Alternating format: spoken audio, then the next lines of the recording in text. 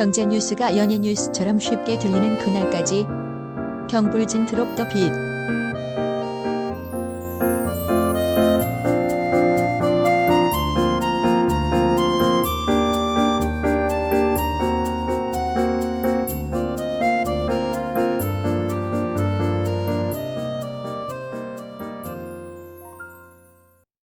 경제 브리핑 불편한 진실 8월 26일 섹션 시작하겠습니다. 오늘은 박 PD가 준비하셨는데요. 네, 사티아 나델라 마이크로소프트 CEO가 지난 1분기 실적 발표 컨퍼런스 콜에서 이렇게 이야기를 했습니다. 2개월 만에 2년 동안 이루어질 디지털 전환 혁신을 목격했다. 와, 그리고 우리의 창업 호프 이문열 컨설턴트는 이렇게 이야기를 했습니다. 배달 사원을 직고용해야 브랜드 가치가 늘어난다. 와. 아니 이렇게 두 사람을 비교한다는 것은 이문열 컨설턴트가 나달라급이다. 그렇게 될 수도 있죠. 오호. 예. 두 아재의 발언은 큰 의미가 있어요. 하지만 동시에 큰 차이가 있습니다. 나델라가 말한 혁신은 자사의 클라우드 산업, 즉 서버의 외주화가 대세이자 경쟁력이다, 이런 뜻이지만 이문열 컨설턴트가 말한 건 외주화가 아닌 직고용만이 살 길이다, 이런 뜻이잖아요.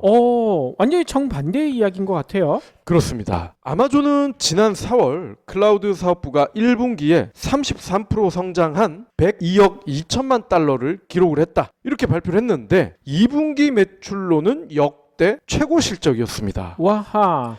108억 1천만 달러, 전년 동기 대비 29% 성장을 했습니다. 영업이익도 34억 달러에 달했고요. 아마존 전체 사업 중에 늘 그랬지만 역시나 이번에도 AWS, 이 클라우드 사업 아니겠습니까? 여기가 가장 많은 이익 기여도를 다시 한번 확인을 했는데 MS 2분기 실적 역시도 클라우드 관련 분야 성과가 두드러지더라고요. 어느 정도 됩니까? 매출 성장률이 47%. 이렇게 고도화된 회사에서 매출이 47%가 늘었다. 대단한 일 아니겠습니까? 그러겠군요. 팬데믹 수혜주로 떠오른 줌, 돈을 너무 많이 벌었다, 이렇게 알려지지 않았겠습니까? 그랬었죠. 그런데 이게 웬일입니까? 번만큼 까먹고 있었다. 이런 충격적인 진실이 드러났습니다. 앞에서 벌고 뒤에서 잃고 있었다. 그렇습니다. 왜냐? 클라우드 비용이 너무 많이 들어갔다는 거예요. 아하. 줌은 늘어나는 고객 수요에 맞춰서 원래도 자체 서버가 물론 있었겠지만 갑자기 수요가 늘어나니까 클라우드 센터를 꼬아야 되지 않겠습니까? 그래서 외부 업체에 의존을 했는데 고객이 몰릴수록 줌의 비용이 매출을 앞지르는 아이고. 이런 아이러니한 상황이 생겼다는 겁니다. 급기야 줌은요, 이익을 높이기 위해서 자체 서버 용량을 증설을 하겠다, 이렇게 발표를 했고 일부 실행을 하기도 했습니다만 최근에는 또 얘네가 자체 서버가 다운이 됐더라고요. 그렇군요. 아니 근데 저는 개인적으로 이 줌 이름 때문인 것 같아요. 예. 벌어서 남줌. 남줌? 나줌도 되잖아. 나는 안 주니까. 예. 남주니까 이익이 이렇게 많이 버는데도 없는 거죠. 예. 최근 몇 년 사이 클라우드 사용량이 증가한 기업들은 코로나로 가뜩이나 예산 압박이 커지면서 비용 절감을 고민하기 시작했습니다. 특히 전통 산업에 속한 기업들은 서비스와 상품이 덜 팔리겠죠. 그러면서 클라우드 비용도 줄여야 하는 이런 이중고에 빠졌다는 말입니다. 아하.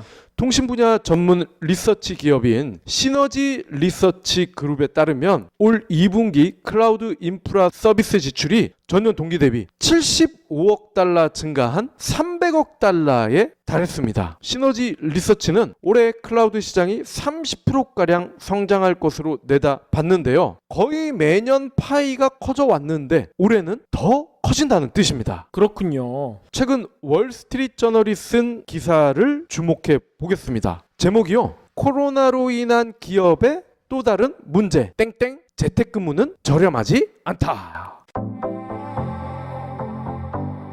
이 PD님 주무세요? 왜 눈을 감고 계세요? 아, 눈이 너무 피곤해서요. 안 쓰던 안경을 써서 그런가요? 그것도 그런데 낮에는 PC와 스마트폰을 끼고 살잖아요. 밤에는 다큐도 챙겨봐야 하고요. 주말에는 경불진 책방 준비하느라 책을 읽어야 하니 눈이 쉴 틈이 없어요. 그럼 눈 영양제 드셔보세요. 좋은 거 있나요? 브리오 루테인이 있잖아요. 루테인은 기본이고 눈 피로도 개선에 좋은 아스타잔틴과 같은 눈 건강에 필수적인 성분을 한 캡슐에 알차게 담았답니다. 와, 저에게 딱 필요하겠네요. 혼자만 드시지 말고요. 성인은 물론 어린이, 부모님들에게도 좋은 제품이니까 온 가족이 함께 드세요. 브리오 루테인 아스타잔틴 플러스 바로 찾아봐야겠어요. 아무도 묻지도 따지지도 않고 가입하셨다고요? 보험은 너무 어려워요. 걱정 마십시오. 마이보험 체크가 도와드립니다. 1800-7917 마이보험 체크로 지금 전화 주세요. 1800-7917 이미 가입한 보험이나 신규 보험도 가장 좋은 조건을 체크해서 찾아드립니다. 인터넷 한글 주소 마이보험.com 또는 카카오톡에서 아이디 검색 마이보험을 친구 추가하여 상담하실 수 있습니다.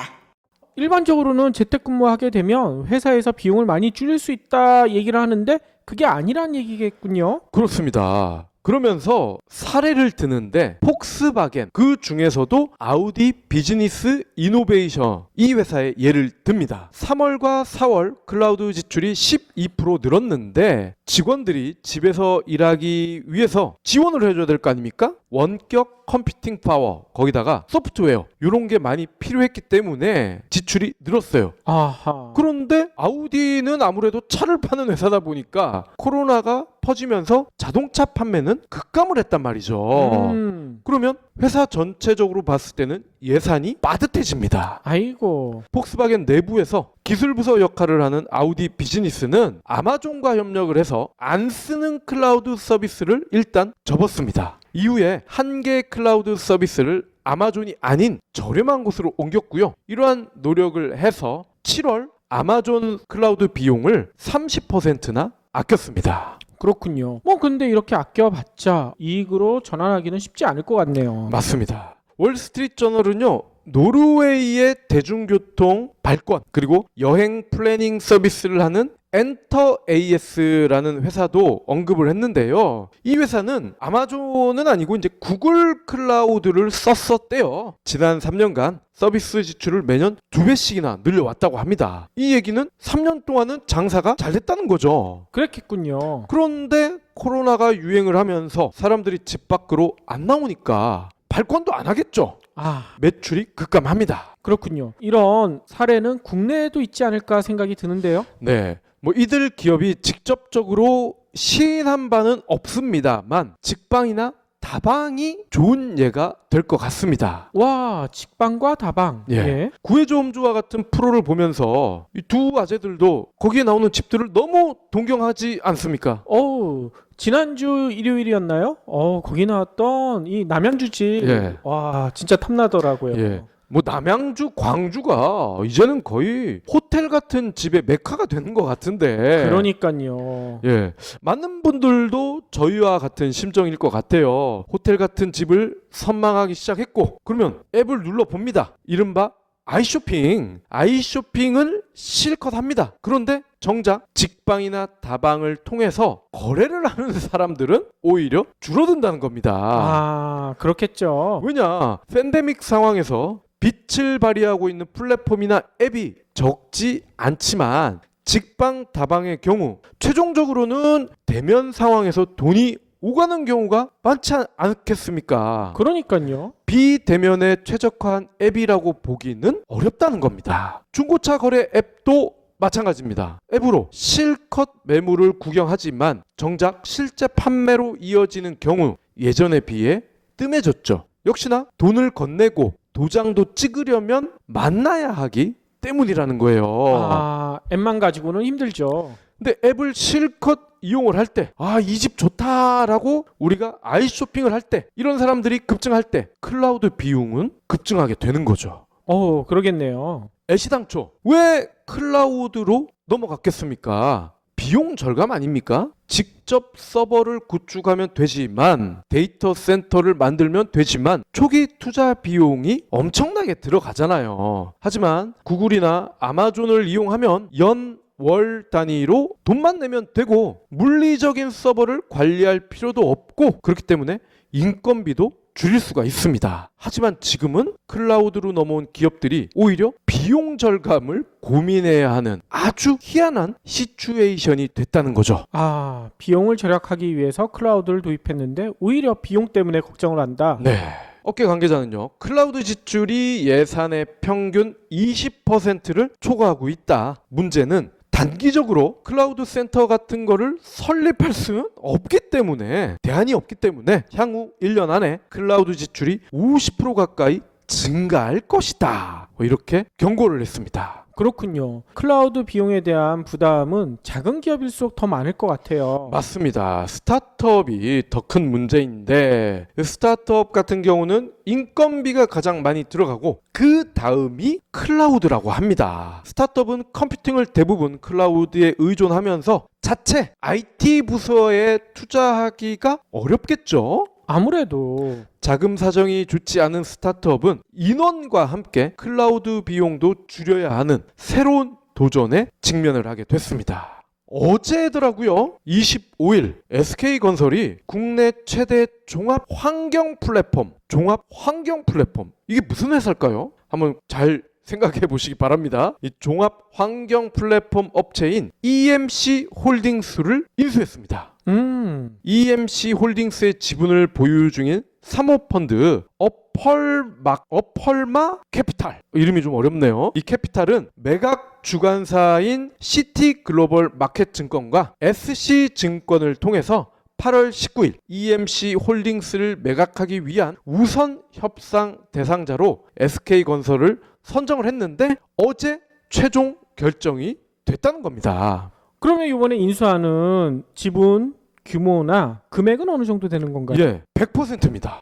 다 인수하는 거예요? 그리고요, 거래 금액이 1조 원 이상으로 알려졌습니다. SK건설은 EMC 인수를 계기로 환경 사업을 신성장 동력으로 키울 것 같은데 코로나 사태는 물론 수년째 이어진 건설 업황 부진에 대한 돌파구를 마련했다. 이런 평가가 나오고 있습니다. 그렇군요. 아니 그런데 EMC 홀딩스 처음 들어보신 분들이 많은 것 같아요. 예. 근데 이게 진짜 1조 원의 가치가 있을까요? 종합 환경 플랫폼이라고 설명을 드렸는데 이게요, 툭 까놓고 얘기하면 폐기물 처리 업체입니다. 폐기물 처리 업체? 예. 97년에 환경시설관리공사가 설립을 했었는데 경산, 진주, 청주, 익산, 여수, 달성의 국가 산업단지의 폐수 처리 시설을 운영을 했었대요.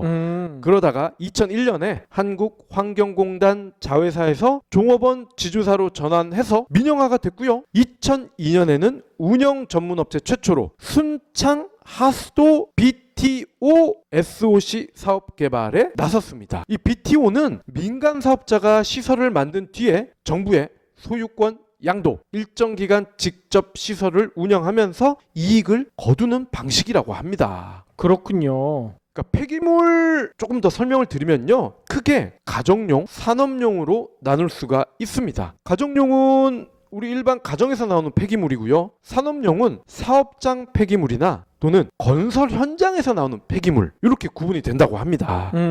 우리나라의 경우에 민간업체의 영역은 산업용 폐기물, 가정용은 정부에서 담당을 하고 있대요. 폐기물 양 자체도 산업용 비중이 압도적으로 높다. 즉 SK건설이 인수한 EMC 홀딩스는 황금알을 낳는 거위라, 이렇게 보면 되겠습니다. 그렇군요. 2007년 코롱그룹에 편입이 됐고요. 2015년 에너지 사업 부문을 분할을 했습니다.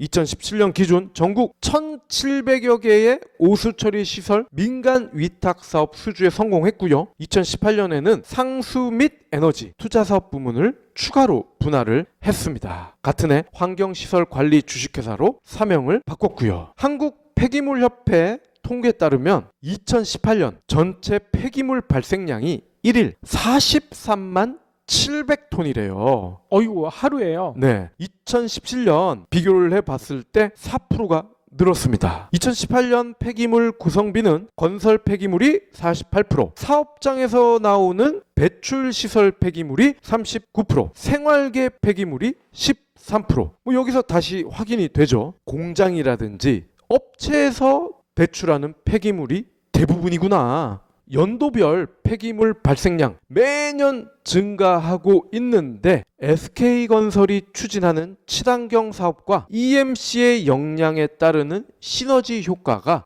적잖이 기대가 되는 상황입니다. 그렇군요. 아니, 다른 사업도 있다면서요. 전국에서 운영 중인 하수관로의 40% 이상이요. 놀랍게도요. 20년이 이상 된 노하수관이라고 합니다.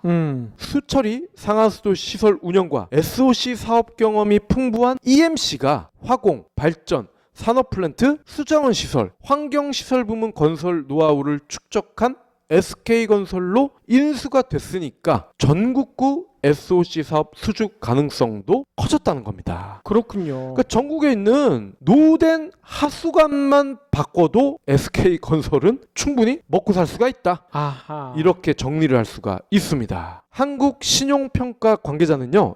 EMC의 현금 창출력이 현재로서는 크지 않게 보이지만 안정적인 수익 구조와 성장성을 확보하고 있어서 점진적인 상승이 가능하다. 동시에 실적 변동성이 큰 건설업을 주력으로 하는 SK건설의 사업 안정성을 보완할 수 있다. 향후 계열사들이 내뿜는 폐기물 처리 수요를 흡수도 할 수 있기 때문에 시너지 효과가 꽤 큰 것으로 보인다. 이렇게 설명을 합니다. 그러니까요. 원래 SK가 일반인들이 아시다시피 SK텔레콤만 있는 게 아니라 원래 석유공사, 그렇죠. 예, 뭐 이런 데에서 출발한 회사 아닙니까? 그리고 건설 여러 가지 패자재도 많이 나올 테고 그거에 대해서만 처리를 해도 네. 요번 인수는 그래도 남는 장사일 것 같다 이런 생각은 많이 드네요. 그렇죠. SK화학에서 내뿜는 폐기물만 해도 엄청나지 않겠습니까? 전 세계 어디에서든 안 할 수가 없는 게 쓰레기 처리죠. 이 중에 10조 원 규모의 한국 폐기물 처리 산업에 투자금이 이미 몰리고 있었습니다. 안 할 수가 없기 때문에 현금 흐름이 보장이 되는 거 아니겠습니까? 그렇다 보니까 돈 냄새 잘 맞는 사모펀드들로부터 특히 인기가 많았는데 어느 순간 이제는 일반 대기업들도 돈 냄새를 맡고 달려들고 있습니다. 즉 예전에는 돈 냄새보다는 쓰레기 냄새 때문에 꺼렸다면은 이제는 쓰레기 냄새가 나도 좋으니까 안정된 돈 냄새를 맡고 싶다. 이러한 기업이 늘어났다는 거죠. 그 중에 하나가 SK건설이었던 거고요. EMC 인수전에 최종 상대가 무려 골드만삭스였습니다. 아, 골드만삭스도 인수전에 뛰어들었었다. 그렇습니다. 우리가 아는 골드만삭스는 금이나 채권과 같이 이렇게 좀 럭셔리하고 고상한 쪽으로 공을 들이는 이미지인데 이렇게 산업 폐기물 쪽으로도 흑심을 가지고 있는 줄은 미처 몰랐습니다.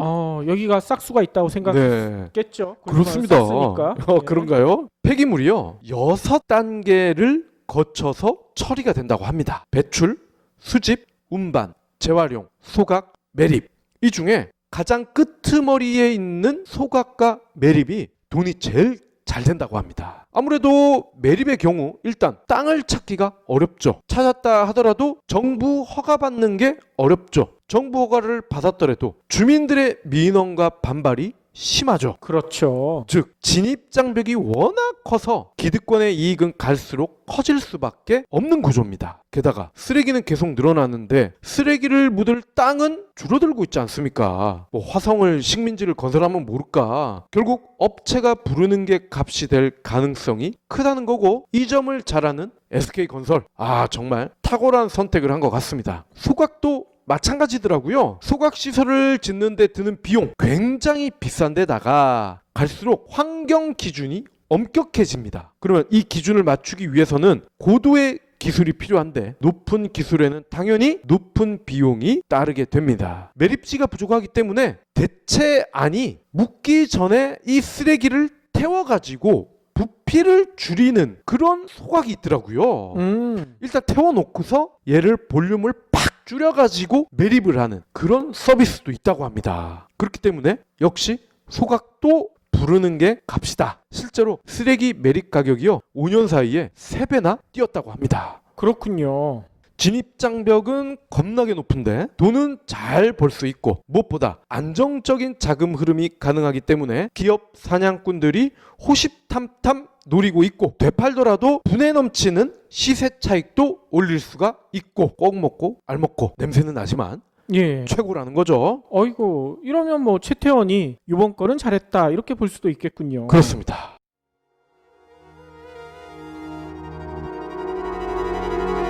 나는 죽은 사람의 집을 청소하는 특수 청소부다. 쓰던 물건부터 핏자국과 마지막 냄새까지 생전 흔적을 완전히 없애는 일을 한다. 어느 날 이른 저녁 식사를 마치고 해가 저물 무렵 전화가 왔다. 부동산 중개인은 자살한 젊은 여성의 원룸을 맡기고 싶다며 조심스레 말을 이어간다. 좀 특이한 점이 있는데 가보면 알겠지만 아무튼 잘 부탁드립니다. 세탁용 섬유유연제의 라벤더 향과 사람이 부패하며 만들어낸 것이 뒤엉켜 불쾌하면서도 달콤한 냄새가 스며 들었다. 어둠 속에서 손을 뻗어 전등을 켰을 때 예상 밖의 광경에 놀라움을 금치 못했다. 자살 현장에서 마주한 캠핑장, 분홍색 텐트가 방 가운데 세워져 있다. 특수청소부가 마주한 서로 다른 고독사의 얼굴들. 김영사 신작 죽은 자의 집 청소. 미국 메이저리그 LA 에인절스라는 팀이 있죠. 여기에 간판 스타가 마이크 트라웃이라는 친구인데 얘가요 돈도 제일 많이 버는 애인데 야구 카드라는 게 있죠. 미국 프로야구 선수들은 예예. 이 트라웃 이거를 모으는 사람들도 많잖아요. 그렇죠. 그런데 이 트라웃의 야구 카드가요 스포츠 카드 경매 사상 최고액에 낙찰이 됐습니다. 요것도 어제 들어온 소식입니다. 골든 옥션 여기에 나온 트라웃의 야구 카드가 393만 6천 달러 우리 돈으로 47억 원 47억 원에 이 종이 쪼가리가 낙찰이 된 거예요. 아이고. 이 카드는 트라웃이 신인이었던 2009년 만들어진 건데 트라웃의 자필 사인이 들어가 있습니다. 이 골든 옥션은 지난 7월 100만 달러부터 경매를 시작했고 결국 역대 최고액을 찍었습니다. 그러니까요. 아니 우리나라도 스포츠 카드란 게 없는 건 아닌데 미국처럼 이렇게 열광적으로 사는 사람들은 그렇게 많지는 않은 것 같더라고요. 그렇죠. 뭐 우리나라에 있긴 하더라도 이게 금전적인 가치가 있거나 그러진 않잖아요. 근데 이 이해를 돕기 위해서 서태지의 친필 사인이 들어간 서태지와 아이들의 1집 레코드판 뭐 이렇게 하면 이해가 되지 않을까 싶습니다. 더 좋은 예도 있는데요. 네. 경불진의 이PD 박PD가 써낸 네. 경제 시그널에 두 PD의 친필 사인 들어간 책. 예. 이러면 좀 많이 사지 않을까요? 그게 금전적 가치가 있을지 모르겠습니다. 예. 아유 또 그거 원하시는 분들도 있다니까. 예. 그러면 좋겠는데 이 서태지와 아이들의 1집 레코드판 자체도 지금은 굉장히 드물 거예요. 저만 해도 이거 있었는데 이사하면서 다 잃어버렸거든. 워낙 수량이 한정적인 데다가 해당 선수가 뛰어난 성적을 은퇴할 때까지 유지를 한다면은 스포츠 카드의 가격은 계속 오르게 됩니다. 자, 근데 트라웃 이전에는 누구의 카드가 가장 높았을까? 이것도 궁금하실 것 같아서 잠깐 소개를 해드릴게요. 2016년에 37억 원에 낙찰이 된 호너스 와그너라는 선수의 카드입니다. 이 선수는 이름을 처음 듣는데요. 예, 뭐 제가 MLB 팬으로서 잠깐 호너스 와그너 형님 참교육에 들어가 보겠습니다. 이 와그너는 명예의 전당 최초 헌액된 5인 가운데 한 명이거든요. 그야말로 옛날 사람. 최고의 레전드라는 거죠. 예. 그렇기 때문에 사실 추가 설명이 필요 없는 분이기도 한데 하지만 아쉬우니까 피츠버그의 유격수였고요. 통산 성적이 21 시즌 동안 타율은 3할 2푼 7리, 출루율이 3할 9푼 1리, 장타율이 4할 6푼 6리, OPS가 무려 0.857. 그리고요. 안타가요. 3,415 안타입니다. 도루도 722개. 근데 이분이 포지션이 뭔지 아시면 깜짝 놀라실 겁니다. 바로 유격수입니다. 유격수. 오호. 유격수인데 안타가 3,400개고 타격왕도 8번이나 했고 그러니까 엄청난 천재라는 걸 알 수가 있는데 악동 레전드 중에 타이콥이라는 아재가 있잖아요. 그렇죠. 타이콥조차도 와그너에게만은 꼬리를 내렸을 정도니까 이 와그너가 얼마나 철저하게 자기 관리를 해왔고 동료 선수들에게는 신사적으로 대했나 이걸 알 수가 있죠. 그렇군요. 아니 그런데 이 분은 지금으로부터 거의 100년도 더 전에 활동하셨던 분 아닌가요? 맞습니다. 이분이 카드가 나온 계기가 참 재밌는데요. 1909년입니다. 아이고. 우리 3.1 운동하기도 10년 전이에요. 이때 아메리칸 타바코 컴퍼니, 담배 회사 아니겠습니까? 얘네가 사은품으로 이 담배에 야구 카드를 끼워줬는데 이때 와그너의 카드도 포함이 됐어요. 근데 와그너가 금연가이면서 혐연론자였다는 겁니다. 아니 담배를 피는데 금연가이면서 혐연론자. 그러니까 담배를 혐오한다 뭐 이런 뜻이겠죠. 그러니까요. 흡연가가 아니라 금연가. 예. 금연가라는 표현은 잘 안 쓰지 않나요? 뭐 와그너는 자기를 그렇게 표현을 했다고 합니다. 그래요? 나는 흡연가라고 얘기하는 줄 알았어요. 예. 금연가가 아니라. 예. 그런데 이 와그너가 담배 자기 얼굴이 사은품으로 나간다는 소식을 듣고 얼마나 화가 났겠습니까? 그래서 토바코 회사에 항의를 했고요. 그래가지고 그때까지 찍었던 카드만 유통이 된 거예요. 그게 딱 200개.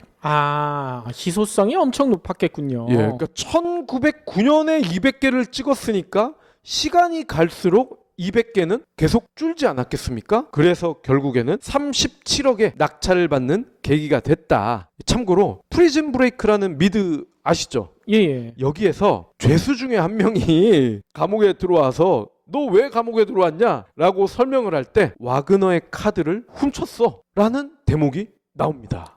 근데 뭐 그게 37억짜리면 감옥에 들어갈 만 하겠군요. 그만큼 미국인들에게 이 스포츠 선수의 카드는 금전적인 가치가 크고 투자 대상으로서의 매력도 크다. 이런 사실을 알 수가 있습니다. 트라웃은 작년 3월에요. 12년 총액 우리 돈으로 5,050억 원의 계약을 맺으면서 프로스포츠 사상 최고액을 찍은 엄청난 친구입니다. 그런데 제가 지금까지 세 가지 이야기를 드렸었잖아요. 클라우드 비용이 늘어나고 있다. 그리고 쓰레기를 처리하는 회사가 황금알을 낳는 거위가 되고 있다. 그리고 스포츠 카드의 인기가 커지고 있다. 뜬금없이 이 얘기를 왜 했을까요? 이 연관도 안 되지 않습니까? 세 가지 이야기가? 아무튼 그동안에는 그게 돈이 안 된다고 생각했는데 앞으로는 돈이 될 수도 있다. 뭐 이런 얘기 아닐까요? 그렇습니다. 포스트 코로나 이후에 마땅한 투자처를 찾지 못한 분들, 특히 그중에 야구 카드라는 낯선 분야, 쓰레기 처리 회사라는